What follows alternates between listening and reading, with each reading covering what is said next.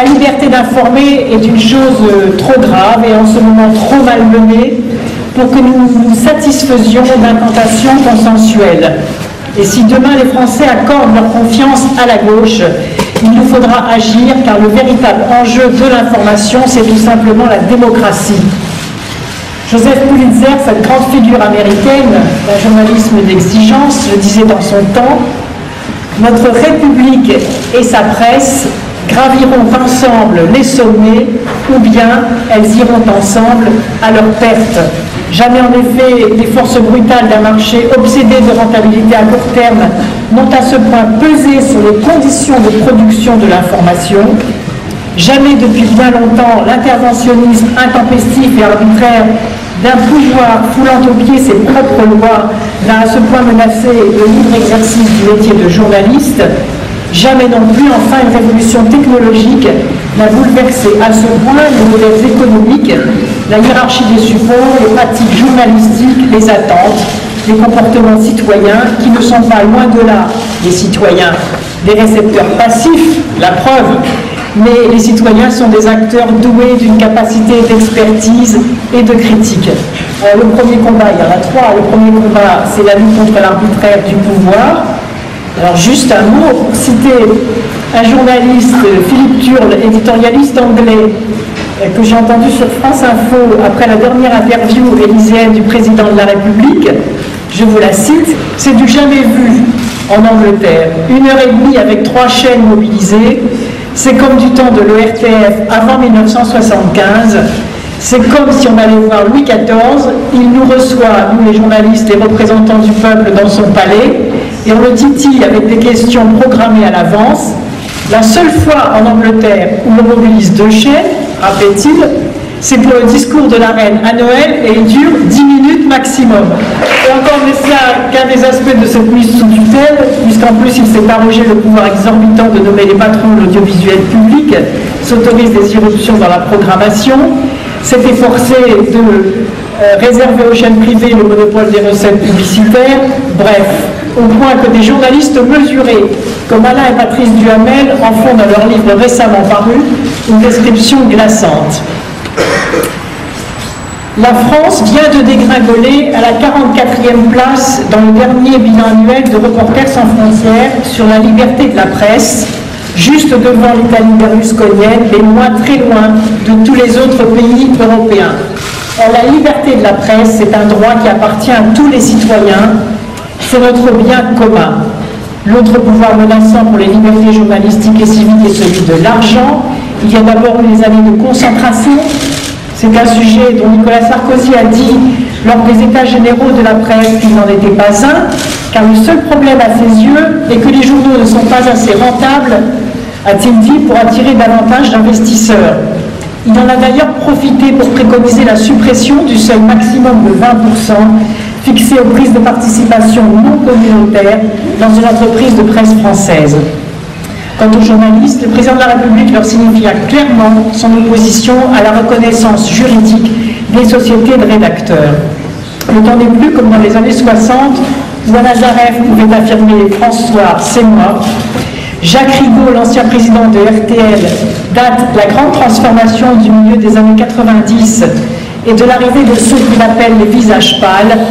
Leur ligne d'horizon, dit-il, c'était le cours de la bourse, la rentabilité à outrance, la prééminence des stratégies financières. Tout cela s'est enchaîné très vite avec l'arrivée des fonds d'investissement seulement intéressés par le court terme. On a vu aussi cette exception française, pas franchement culturelle, 2 grands groupes venus du BTP et des marchés de l'armement, vivant de la commande publique, s'emparer des quotidiens, des magazines et des chaînes. Et ce qui devait arriver arriva. Ici, un article retiré ou affadi car susceptible de nuire au business d'origine. Là, une information trappée car susceptible de déplaire au pouvoir dispensateur de contrats et de faveurs. Des conflits d'intérêts arbitrés au détriment du devoir d'informer. Alors que faire? Retourner au modèle économique d'antan n'est plus possible. Le monde d'hier n'est plus. Il faut s'inscrire dans celui d'aujourd'hui, mais trouver les bonnes régulations et les bons contrepoids. Car si l'on pense que l'information n'est pas une marchandise comme les autres, Comment garantir efficacement l'indépendance et la pluralité de la presse? Faut-il, comme je le crois, plafonner la part des groupes dépendants de la commande publique qui ne devraient pas être l'actionnaire de référence? Quels pourraient être, dans le contexte qui est le nôtre, les contours d'un modèle mixte, économiquement viable, dont le capital privé ne serait pas banni, mais où son pouvoir serait encadré et équilibré? Le projet de loi défendu par Patrick Bloch, je le remercie de sa présence, inscrit l'indépendance des rédactions dans le droit et le renforcement de leur pouvoir face aux dirigeants et aux actionnaires. Mais comment garantir cette affirmation? Comment épauler aussi ceux qui, dans la presse internautique, ont fait le choix d'un autre modèle où la garantie de l'indépendance rédactionnelle résulte de la propriété du capital par les journalistes et les lecteurs? Voilà les questions qui seront débattues. Le troisième combat, et j'irai vite, c'est maîtriser la révolution technologique.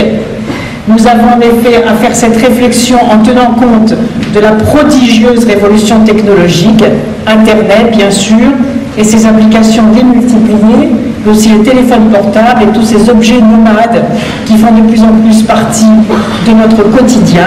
Comment refonder sur des bases solides les droits et les devoirs des journalistes au service du droit fondamental des citoyens à l'information dans ce contexte?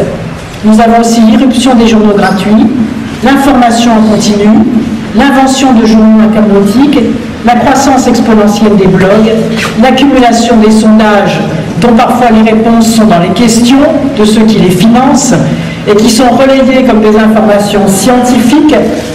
Nous avons la contamination de la pipelisation et de la vulgarité de certaines émissions pseudo-comiques qui dégradent en même temps la parole journalistique sérieuse et la responsabilité politique sérieuse. Bref, les mutations récentes ont transformé les manières de dire, bousculé les critères de légitimité, déstabilisé tous les métiers de presse, renforcé à bien des égards cette dictature du temps court qui empêche de vérifier et de mettre en perspective. Quels sont donc dans ce vaste champ de mutation les chances nouvelles, mais aussi les dangers inédits auxquels l'action publique doit répondre? Nous plaiderons donc pour une nouvelle donne concernant la presse et les médias.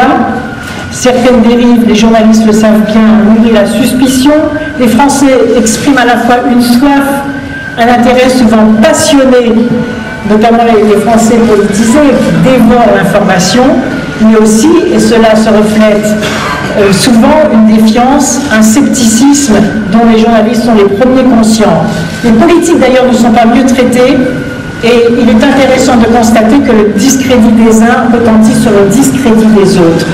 Et tout ce que l'on peut reprocher parfois à la presse, on peut aussi se le reprocher souvent aux responsables politiques par rapport aussi à leur manque d'éthique et à la façon dont ils laissent ou pas correctement traiter l'information. Et c'est d'autant plus vrai que se pose cette question de la responsabilité médiatique que les citoyens ont appris à décrypter les récits et les images, les stratégies publicitaires, les roueries du marketing politique. Et comme le dit Denis Musée, ici présent, dans cette jolie formule, les émetteurs de stratégies encodent, mais les récepteurs décodent. Ces lecteurs, auditeurs, téléspectateurs plus avertis, avides de participation, et ici on en sait quelque chose, un désir d'avenir, sont une raison de plus de redéfinir les responsabilités individuelles et collectives de ceux qui font la presse, tous supports confondus, et qui ont en partage le devoir d'informer. Pour terminer, je voudrais quand même évoquer le malaise des journalistes, qui n'est pas moins vif devant ce que beaucoup ressentent comme une dégradation d'exercice de leur métier. Je suis par exemple particulièrement choquée de la façon dont Audrey Pulvar a été débarquée.